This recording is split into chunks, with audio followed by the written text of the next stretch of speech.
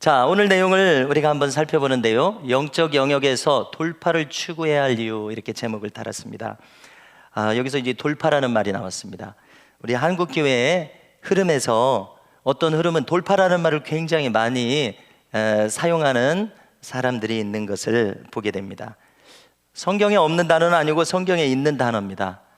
이 말을 영어로 찾아보면 이 브레이크 스루라는 말을 씁니다. 무슨 뜻이냐면 브레이크는 깬다는 뜻이고 스루는 지나간다는 뜻이에요. 그래서 이렇게 말 그대로 돌파해서 뚫고 지나간다는 그런 뜻이 있더라고요. 그래서 성경에서도 쓰고 있는 단어입니다. 그래서 이제 이 의미는 꿰뚫고 나간다는 뜻일 것이고, 그 다음에 어떤 벽이 막혀 있는데 그 한계와 장애를 넘어서는 것, 이것이 돌파입니다. 그러므로 우리에게 이 돌파가 필요한 것을 알 수 있습니다. 여러 가지 영역에서, 특별히 우리가 신앙생활을 하니까 영적인 영역에서 돌파, 뚫고 넘어서서, 한계를 넘어서서 그 다음 단계로 나아가는 것이 필요한 것을 상식적으로 알 수가 있습니다. 자, 예를 하나 들어보려고 하는데요. 이 마틴 루터가 구원받는 원리를 깨달았습니다. 그것을 그 학자들은 탑체험이라는 말을 씁니다.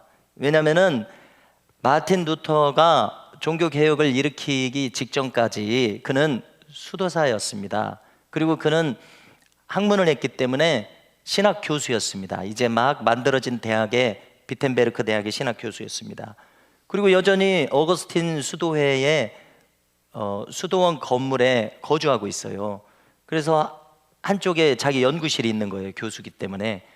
그리고 이 어거스틴 수도원 건물은 탑이 이렇게 아마 양쪽에 있는 겁니다. 그래서 그 중에 한 탑에 자기 연구실이 있어서 거기서 루터가 이 구원의 진리를 깨달았다고 해서 이제 탑 체험이다라고 합니다. 뿐만 아니라 이것을 이제 오늘 우리가 제목으로 삼은 돌파라고 말을 할 수가 있어요. 이 구원받는 것에 대해서 너무나 고민이 많은 거예요. 구원의 확신을 가지고 싶었고 구원의 기쁨을 가지고 싶었습니다. 그런데 루터는 계속 시달리고 있는 거예요. 죄책감에 시달리고 있는 거예요. 구원을 못 깨달아 가지고요. 그런데 탑 체험에서 성경을 읽다가 구원의 진리를 깨달았는데, 놀랍게도 거기서부터 종교개혁이 일어났고 그 가톨릭의 비성경적인 요소가 너무 많이 들어가 있었거든요. 그러니까 거기서 깨끗하게 하지 않으면은 그 신앙의 순수성이 어떻게 됐을지 모릅니다. 뿐만 아니라 종교와 사회가 완전히 맞물려 있어가지고, 정치와 맞물려 있어가지고 온 유럽이 그 가톨릭의 전반적인 주도에 끌려가고 있었습니다. 그러니까 그것을 끊어내지 않으면은 역사가 계속 어두움으로 갈 수밖에 없었습니다. 종교, 정치, 문화가 계속. 근데 이제 마틴 루터는 지도를 바꿔놨다, 역사를 바꿔놨다, 이렇게 표현을 하니까 그 탑 체험을 통해서 구원의 진리가 돌파가 일어나가지고 성령의 역사시죠. 하나님께서 하신 일이죠. 그래서 제도권 안에서는 마틴 루터가 큰 종교개혁을 일으켰습니다. 그래서 이제 이것이 오늘 우리 주제 돌파라고 할 수 있습니다. 그는 1513년쯤에부터 시편을 강의합니다. 바로 이제 초임 교수가 돼가지고요. 그리고 로마서를 강의합니다. 갈라디아서를 강의합니다. 다 이 강의한 내용을 가지고 그 종교 개혁을 할 수 있는, 그러니까 가톨릭이 지금 이제 루터가 성경을 원어를 가지고 연구를 하다 보니까 그때 다 라틴어를 쓰잖아요. 그리고 독일말도 못 써요, 성경이. 그리고 라틴어를 누가 알아듣겠습니까? 그리고 심지어 그 수도사들, 사제들도 성경을 잘 모르는 거예요. 연구를 안 하고 맨 말하자면 미사만 하니까 뭐라고 합니까? 예전 형식으로만 하니까 깊은 내용이 없는 거예요. 이런 우리처럼 설교를 통해서 좀 깊이 파고드는 게 없는 거예요. 그러니까 깨달음이 없는 거예요. 그냥 막 따라가는 거예요. 그러니까 막 미신적인 요소가 엄청나게 들어온 거예요. 근데 마틴 루터는 일단 공부를 잘하는 사람이었습니다. 법과대학에 갔으니까 변호사가 되려고 그랬으니까요. 그런데 그 하나님께서 주신 그 지적인 능력으로 파고드니까 성경에서 벗어난 게 너무 많은 거예요. 그래서 그것을 다 뒤집어 버렸습니다. 그래서 제가 이제 마틴 루터 설교를 보니까 얼마나 말이 센지 몰라요. 저 멍청한 돼지들은, 이렇게 말하는데 이게 그 가톨릭 신부들을 보고 얘기하는 거거든요. 저 멍청한 돼지들은, 번역을 부드럽게 해서 이렇게 부드럽지, 예수님께서도 이 독사의 자식들아, 지옥의 판결로 너희가 어찌 피하겠느냐, 굉장히 심한 말을 한 것 아니겠습니까? 그러니까 마틴 루터도 말이 굉장히 세더라고요. 그러니까 뒤집었죠. 그러니까 이제 같이 깨달은 사람들이 불길처럼 일어나서 그렇게 됐던 겁니다.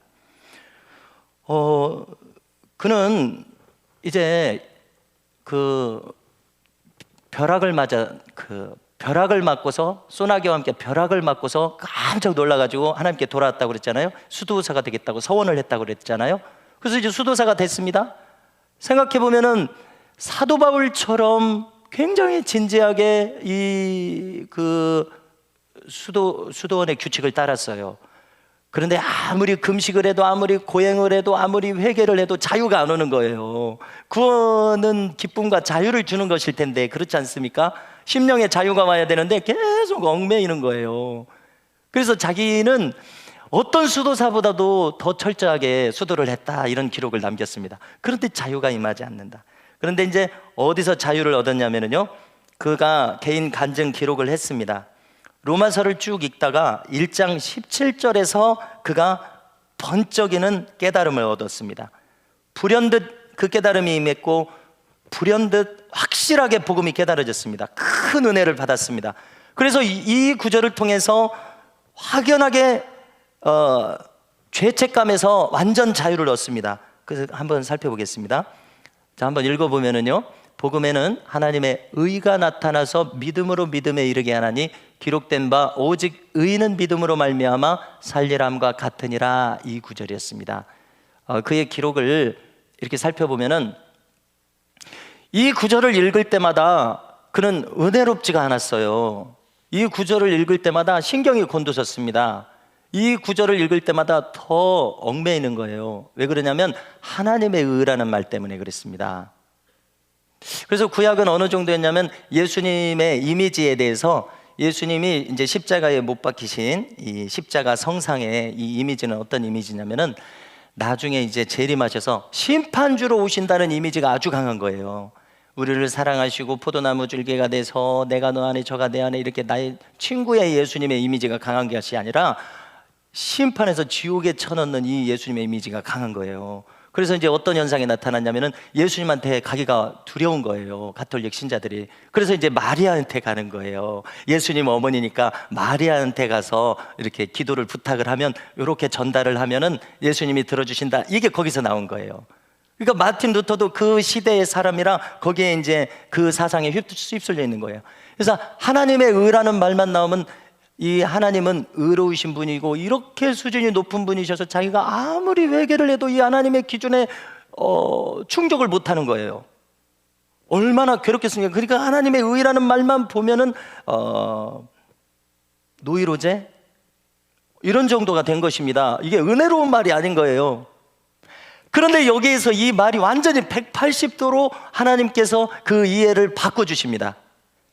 뭐냐면은 그 뒤에 이 믿음에서 믿음에 이르게 한다, 그 하박국서를 인용해 가지고 오직 의인은 믿음으로 말미암아 살리라 하는 그런 말이 새롭게 다가오게 됐습니다.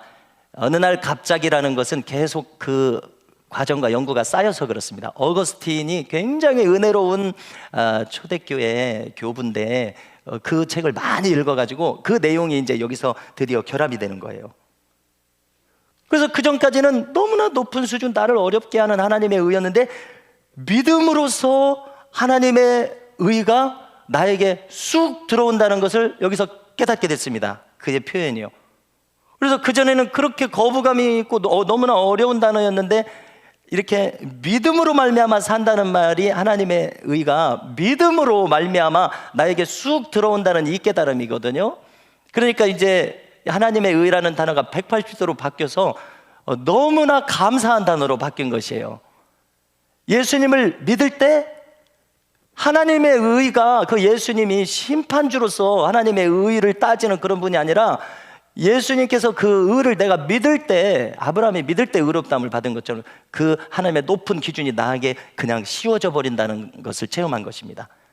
그래서 이제 180도로 달라져서 하나님의 의라는 말이 달콤해졌다, 이렇게까지 표현하는 것을 읽어볼 수가 있습니다.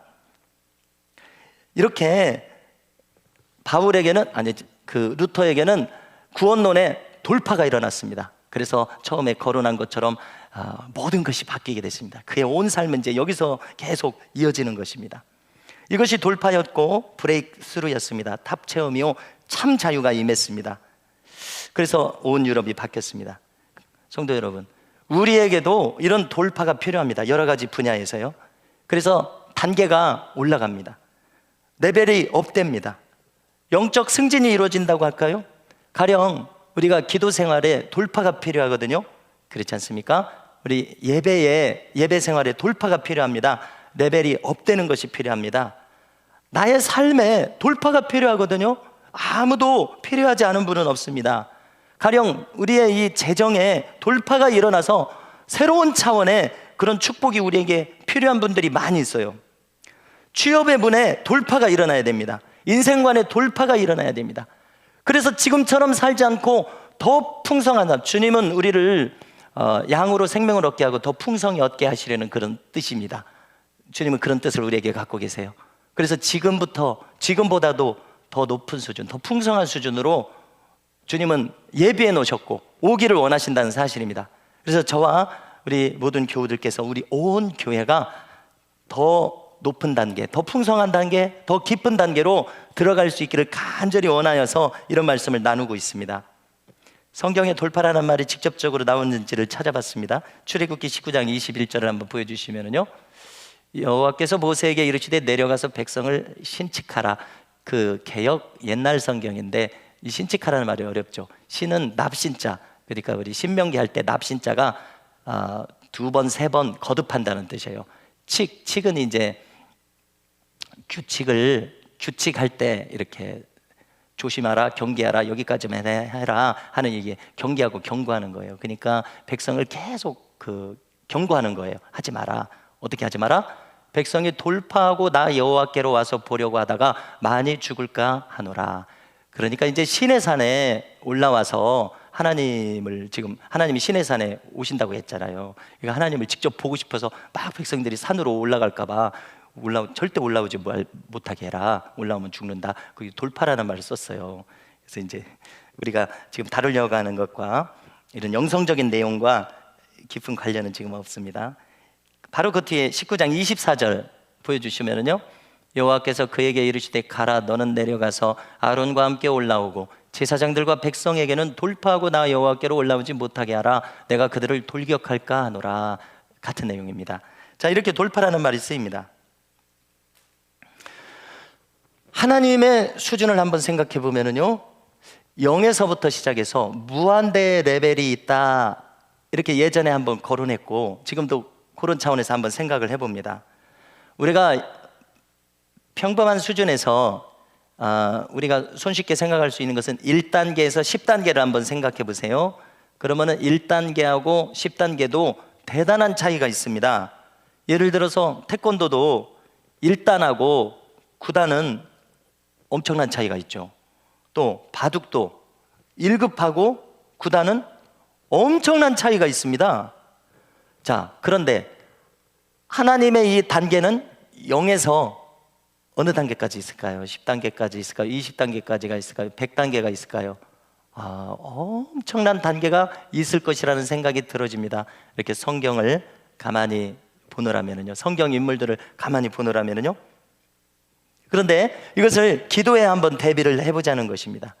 자, 기도에도 어떤 단계가 있을까요? 일단은 기도를 못하는 단계가 있을 겁니다. 기도하는 자체가 어려운 단계가 있을 수가 있어요. 우리 모두가 경험했다고 생각합니다. 그런데요, 기도를 이제 할 수 있는 단계가 있습니다. 그런가 하면은 기도의 단계도 기도의 시간이나 기도의 깊이에 있어서 엄청난 단계의 차이가 있을 것이라고 생각을 합니다. 그래서 지금 오늘 이 말씀을 나누는 목적은 다른 것이 아니라 결론은 이것입니다. 우리 교회가, 우리 모두가, 저를 비롯해서 모든 교우들께서 이 기도의 깊이와 수준과 질에 있어서 보다 높은 단계로 올라가시자는 말씀을 드리고 싶은 겁니다. 다시 말해서 기도의 돌파가 요청이 되고 있습니다. 가령 바울은 마음의 기도를 한다고 하는가 하면 영의 기도를 한다고 해요. 그런데 이제 보다 많은 사람들이 마음의 기도를 하는 단계에 있습니다. 쉽게 말해서 한국말로 생각하고 한국말로 기도하는 단계에 있습니다. 뭐 마음의 기도에 들어가지 못한 수준도 있죠, 물론. 그래서 먼저는 안 하는 단계에서 하는 단계로 돌파가 일어나야 되겠고요. 왜 그러냐면 기도하지 않는 것은 영으로서는 호흡을 지금 멈추고 있기 때문에 그렇죠. 호흡을 멈추고 있다는 얘기는 호흡을 안 하고 있으면 죽은 것입니다. 그 사람 영혼이 죽은 거예요. 우리는 이렇게 진단을 할 수가 있어요. 그래서 내 영혼이 지금 죽었느냐 안 죽었느냐 굉장히 심각하다는 것입니다. 그러면은 이제 기도를 하는 단계에 들어갔으면 호흡을 하는 단계가 들어갔어요. 그러면 이제 더 깊은 단계로 들어가야 되겠다는 것입니다. 가령 마음의 기도, 한국말로 하는 기도의 단계에서 바울처럼 영의 기도로 하는 단계로 들어가야 되겠다는 것입니다. 왜요? 성경에 있으니까. 많은 신앙인들이 그것을 경험했으니까. 오늘날의 신앙인들도 그것을 경험하니까. 그래서 나도 경험해 봐야 되겠다는 것입니다. 나도 그 세계를 알아야 되겠다는 것입니다. 경험상 꼭 방언 기도만이 영의 기도는 아니겠다 이렇게 생각이 듭니다. 왜냐하면 인간의 영혼이라고 하는 것은 꼭 이렇게 무 자르듯이 탁탁 잘라서 이렇게 구분이 안 되는 것 같아요. 어떤 경우는 또 정확하게 단계가 구분이 되겠지만, 그러니까 내 영이 깨어 있으면 그것이 영의 기도일 것입니다. 한국말로 해도요. 그러나 방언 기도는 확실히 영의 기도입니다. 왜 그러냐면은 방언 기도는 한마디로 말해서 내가 원하는 기도가 아니거든요. 내가 생각해서 하는 기도가 아니에요. 방언 기도는 성령께서 내 입술을 주장하셔서 성령께서 하시는 기도입니다. 하나님께서 하시는 기도입니다. 그러니까 방언 기도가 필요한 것입니다. 성령께서 내게 지금 필요한 기도를 하시기 때문에, 그렇기 때문에 이 영의 기도의 돌파가 우리에게 필요해요. 뿐만 아니라 영의 기도로 들어갔어도 더 높은 단계의 돌파가 필요한 것을 알 수가 있습니다.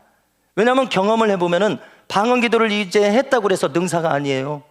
방언 기도를 이제 하기 시작했으면은 이제 시작한 것입니다. 이제 1m 뛴 거예요. 앞으로 갈 길이 많습니다.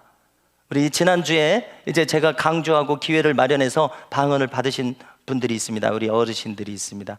우리 오경일 장로님이 굉장히 은혜 많이 받으시면서 받으셨고, 또 우리 현지도 방언을 받기를 원해서 같이 기도했을 때 방언이 임했습니다.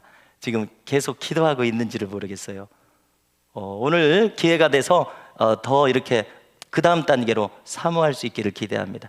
또 우리 윤여찬 집사님께서 방언 받기를 원하셔서 받으셨습니다. 그리고 지금 1시간 이상 2시간 새벽에 이렇게 기도하시는데 너무나 놀랍습니다.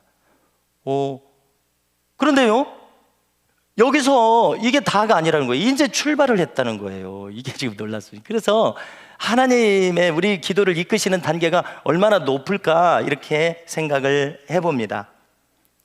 그러면은 왜 돌파가 필요한가 하는 그런 차원에서 오늘 말씀을 가지고 내용을 좀 더 나눠보겠습니다. 왜 지금보다도 내가 더 윗단계로 가야 되는가? 왜 지금 이대로는 안 되겠는가? 그 간절한 필요성을 오늘 본문에서 우리가 엿보게 됩니다.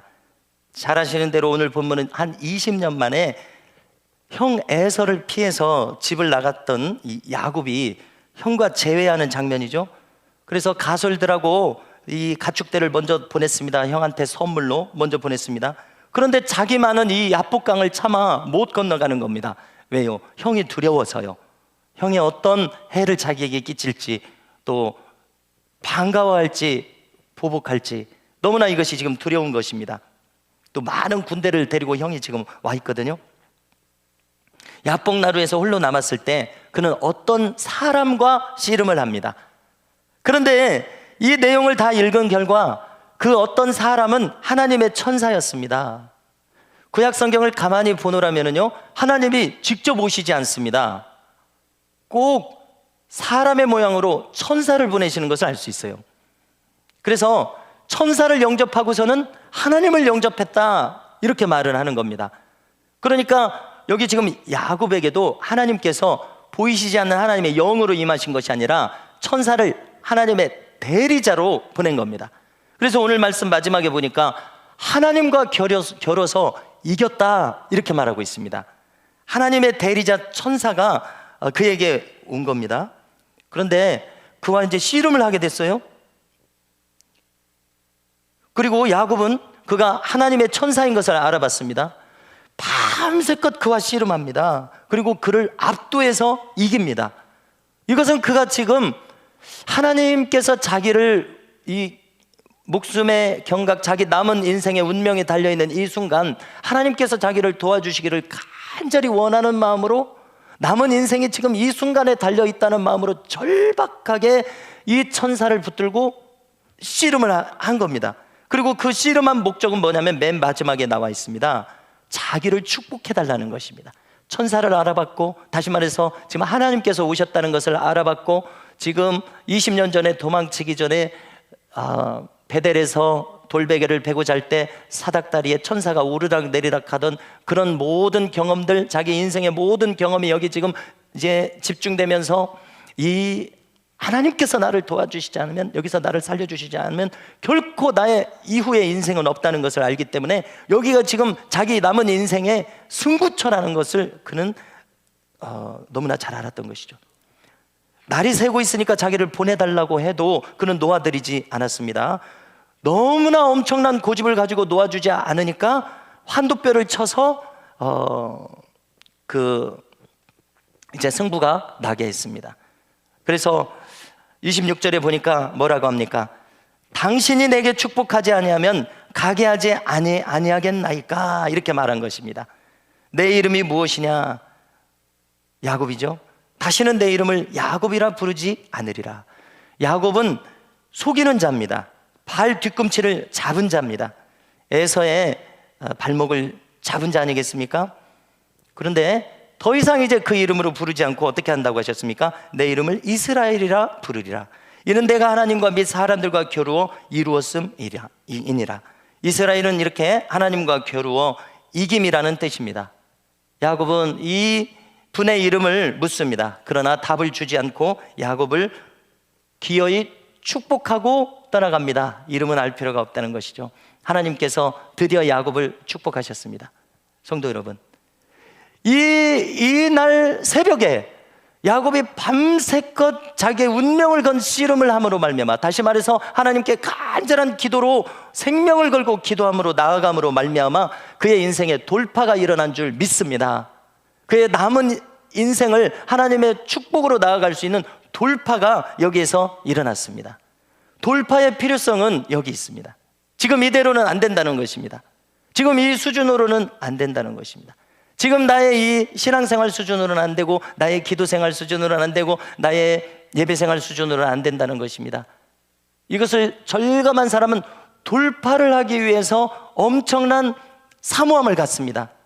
그래서 먼저 저와 우리 모든 교우들께서 내가 기도와 예배와 나의 생활과 나의 자녀 문제의 모든 가정 문제, 나의 모든 주변 문제에 대해서 돌파의 사모함을 가질 수 있기를 주님의 이름으로 축복합니다.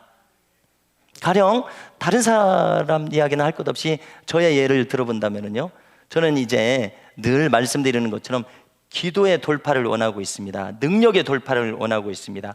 제가 거쳐온 이제 부교육자로부터 모든 삶을 볼 때, 제가 손을 얹고 기도하고 간절히 기도할 때 이렇게 가끔 무엇인가 낫는 역사, 무엇인가 개선되는 역사, 자유함을 얻는 역사가 있는 것 같아요. 그러나 이제 이 수준에서가 아니라 더 깊은 수준으로 나아가고 싶다는 거예요. 왜 그러냐면 제가 이제 목회를 본격적으로 하니까 이것이 더 필요하다는 것을 깨닫게 돼요. 가령 작년 이맘때 우리 유장로님을 위해서 금요기도회 때 이렇게 기도할 때 허리가 아프시다는 거예요. 그러셨어요. 그래서 이제 허리를 붙들고 이렇게 몇 번 기도를 해드렸어요. 그런데 이제 연말쯤 되니까 장로님께서 허리가 아프신 것은 이제 폐에 문제가 있으셨던 거예요. 그래서 또 간절히 같이 기도를 해드렸죠. 함께 기도하고 저도 기도를 했습니다. 그랬더니 이제 또 수술이 또 잘 이루어졌어요. 또 너무나 감사했어요. 하나님께서 함께 하신다고 믿어졌습니다. 그리고 나서 이제 한 3개월 지나면 다 이제 낫겠다고 모든 의사 선생님이 진단이 그랬습니다. 그런데 이제 지난 주간을 거치면서 위기를 맞으셨었죠. 그래서 또 온 교우들이 이제 깜짝 놀란 가운데 지금 이제 중환자실에 들어가 계셔서 우리가 계속 기도해야 될 필요성이 있습니다. 그래서 이제 제가 무엇을 돌파를 해야 하는가 생각할 때 우리 모든 사람은 우리 신약 후반부에서 뭐라고 합니까? 우리 모두는 엘리야와 성정이 같다고 그럽니다. 그런데 엘리야는 어떻게 했습니까? 그가 기도하며 3년 반 동안 비가 내리지 않고 그가 기도하며 3년 반 만에 비가 내리는 놀라운 역사가 일어났습니다. 그리고 그가 이제 그 자신의 영역을 엘리사에게 전수해 줬을 때 엘리사는 엘리야보다도 더 큰 능력이 임해서 사람까지 살리는 그런 역사가 일어났습니다. 자, 무엇입니까? 성경은 이 모든 놀라운 하나님의 사람들이 우리와 성정이 똑같다고 이야기합니다. 그것은 무엇을 이야기합니까? 우리도 할 수 있다는 거예요. 우리도 돌파가 일어나면 그렇게 할 수가 있다는 거예요.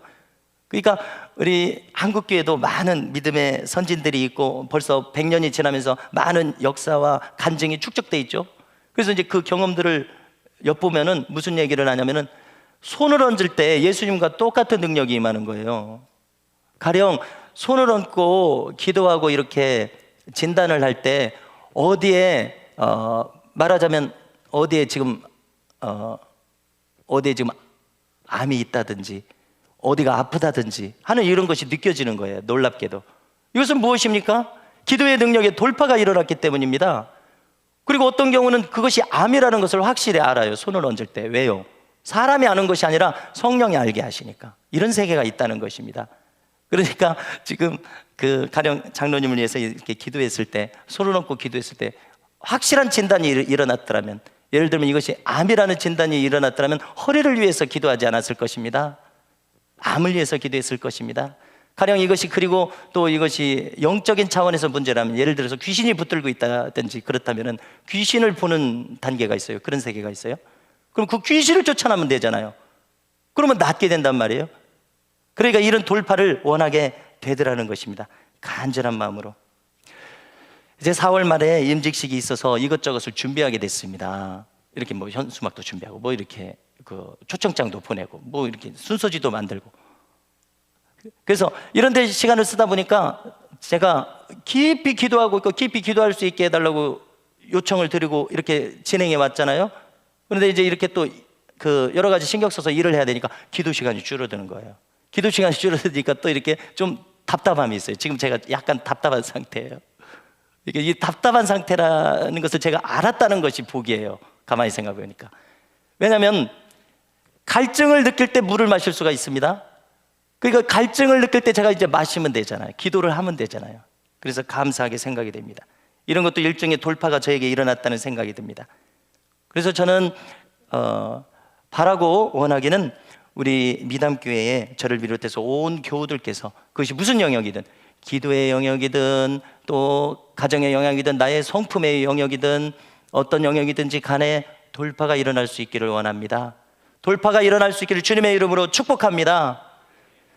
가령 마지막으로 한 가지만, 우리의 이 신앙생활은 넉넉히 이기는 승리하는 믿음 생활로 나아가야 한다고 믿습니다. 가령 마귀는 우는 사자처럼 우리가 넘어지기를 틈타고 있어요. 그래서 내가 틈을 허용하면, 가령 내가 혈기를 부린다든지 누구를 용서하지 않는다든지 계속 비판하는 마음을 가지고 있다든지 계속 낙심해 있다든지 그러면 틈을 주는 겁니다. 그러면 우리의 마음에 와서 내 마음을 장악하고 넘어뜨립니다. 여러분, 그러면은 이것은 승리하는 믿음 생활이 아니라 계속 시달리는 것입니다. 가령 내가 내 마음을 풀지를 못하고 있어요. 그러면은 이제 그 수준에서 계속 비유하자면은 사사기의 악순환이 계속 나의 삶에 이루어지는 거예요. 사사기의 악순환이, 돌파가 이루어지지 않고 계속 그 수준에 마귀한테 마귀에게 밥이 된다고 그럴까요? 마귀에게 시달린다고 그럴까요? 마귀의 도구가 된다고 그럴까요? 그 수준에 계속 머물러 있는 거예요. 여기에 무슨 신앙생활에 자유가 있습니까? 거기를 돌파하고 일어나서 복음의 전신갑주를 입고 그 다음에 마귀를 늘기 대적하는 단계, 마귀가 벌벌 떨어서 바울을 알아보고 예수님을 알아보는 그 단계로 나아가서 승리하는 믿음 생활로 돌파가 일어나서 주님과 동행하는 이러한 승리하는 교회의 삶으로 나아가야겠다는 것입니다. 할렐루야. 프리즘을 얼마 전에 거론을 했는데요, 우리 이 전 세계에 있는 지구, 그리고 전 역사상에 있는 지구도 진리의 프리즘으로 탁 비추면은 그 수준이 0에서부터 10, 100, 1000까지 쫙 있을 것입니다. 한번 상상해 보십시오. 우리 교회는 어느 수준에 있을 것 같습니까? 우리 스스로 어느 정도의 진단이 일어날 것입니다. 저는 바라기는 우리 교회의 수준이 하나님께서 마음대로 사용하실 수 있는 그런 높은 수준으로 점점점 올라갈 수 있기를 간절히 소망합니다. 이것이 영적 영역에서 돌파가 일어나야 할 필요성과 이유입니다. 그래서 하나님께서 저와 우리 모든 미담교회를 축복하여 주시기를 간절히 소망합니다.